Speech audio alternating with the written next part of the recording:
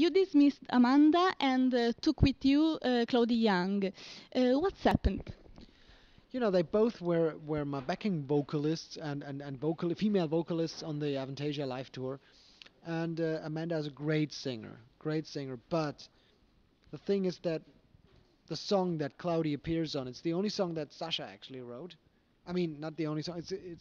It is the only song that Sasha wrote, but I didn't want to point out that it's the only song. This song was written by Sasha, and she well, when Sasha played the song to me, I said we need to have that song on the album because it's a little different from all the other stuff, but it's really a new color for the album.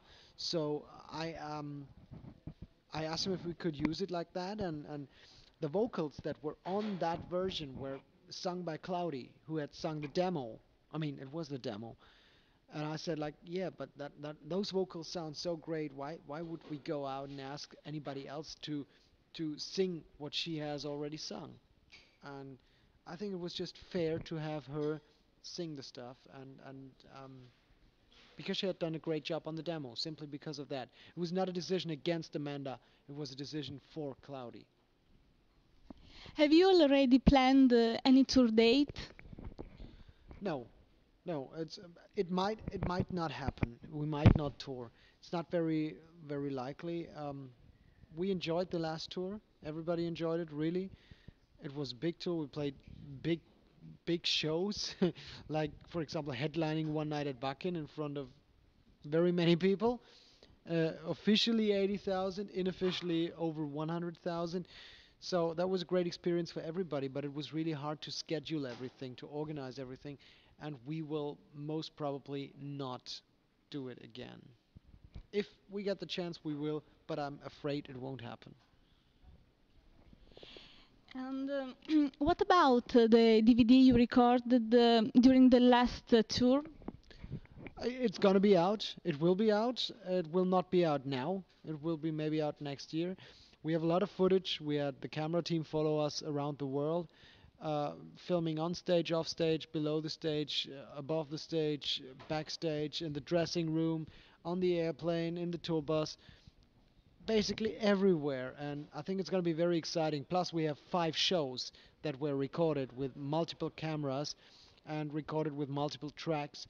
So it will be a real movie with a real concert movie included. It will be a giant thing, but it takes a lot of time to cite the material.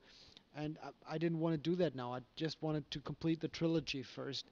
And now, you know, after maybe 1 year from now or 1.5 years from now, we will come up with that movie, and it's going to be great memories for everybody of us. So that movie will sum up the live aspect of the Scarecrow album and those 2 new albums, that trilogy.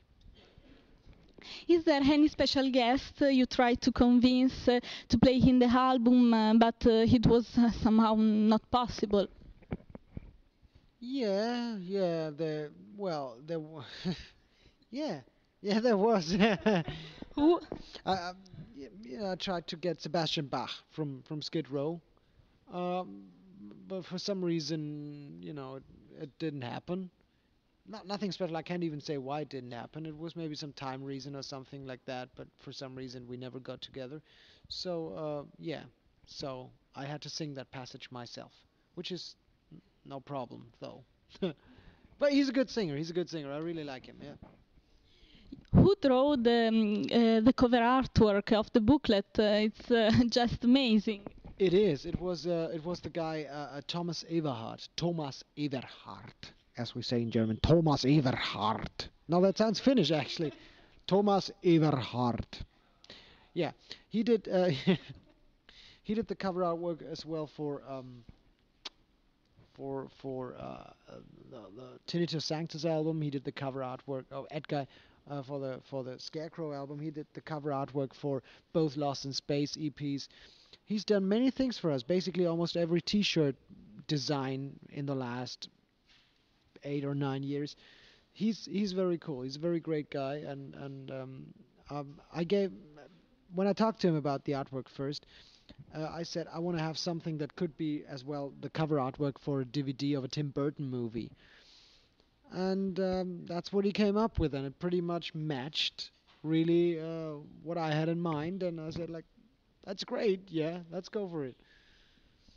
I give you my congratulations. You played bass guitar in all the songs, and you did it in a very good way. Has Eggy to be scared?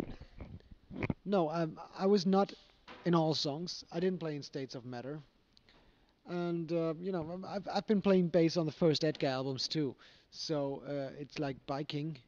You never really learn how to do it properly. No, you never unlearn it.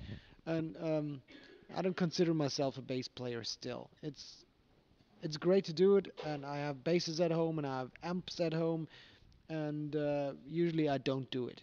I sometimes do it, and it's good. It's good to do it every now and then, but I don't consider myself a proper.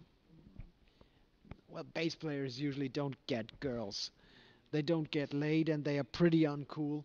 So I don't consider myself being a bass player. No, no, all the bass players won't buy the record. I didn't mean it like that. It was not. No, no offense here. Okay, let's joke now about the last questions, last few questions. And who is, in your opinion, the hottest girl in the metal scene? It's somebody that you may not know, and I don't know. She's not really in the metal scene, but she listens to heavy metal, and it's my girlfriend, actually. She is. Great.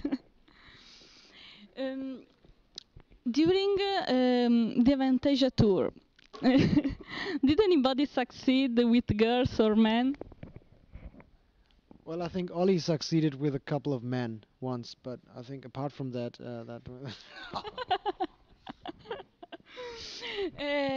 There is someone you hate or don't like in the metal scene? I think life is too short to really hate people. Um, some people you like more, some people you like less, some people you just ignore. But hating people is a waste of emotion. Let's talk about Italian fans and Babylon. Every time you come down to Italy, you must play that song.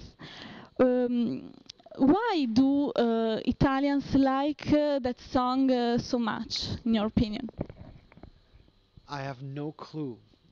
We ask ourselves that question quite often, and we don't come to any conclusion. I know that only it's a song. It's probably the most played Edguy song of all time. So one of the most played Edguy songs of all times, especially when we play here. And I remember that even when we played Biela with Gamma Ray. I think that's when it all started, and people were Babylon, Babylon. We were like, okay, okay, we'll play. Back then, we were not really tired of playing it. Nowadays, we are tired of it, but as long as you want to hear it, our beloved Italian fans, we will play it. But we would not have a big problem if you wouldn't want to hear it next time and give us a little break from Babylon. Let's talk about football. Expectation for the match of tonight? I think it's going to be a real dirty, hard-working 7-0 for Bayern Munich. 7 for Bayern and 0 for. Maybe it's going to be a 7-1. Maybe just for mercy reasons. Thank you. Any final thoughts? Well, yeah. Any final thoughts? I want to thank you for supporting me and Avantasia and Edguy, and just check those 2 new albums, Angel of Babylon and The Wicked Symphony, out on April 3rd. You will not regret it. Great, epic, rock, metal, whatever it is. Just great music. Thank you.